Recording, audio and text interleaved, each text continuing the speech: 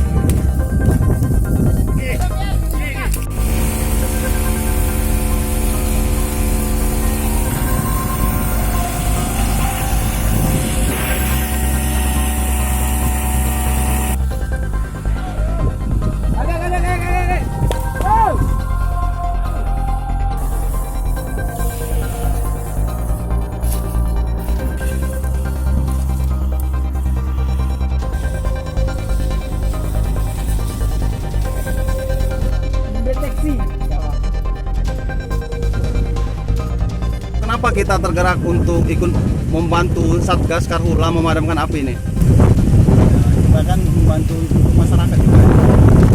Kasihan juga kan karena asapnya tahu tengok lagi Palembang. Asapnya selesai. Ada yang menginisiasi gerakan ini nggak, Mas? Kalau gerakan ini nggak ada sih inisiasi ini. Kami inisiatif sendiri aja. Kemarin kan ada apa kayak pendaftaran gitu untuk pemadaman api dari perwakilan setiap kampus. Jadi kami inisiatif untuk membantunya. Ini dari kampus mana aja, Mas?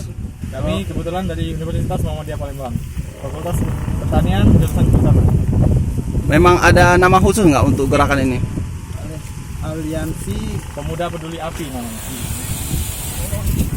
Oke, masih kuat, Mas, untuk memadamkan api ini?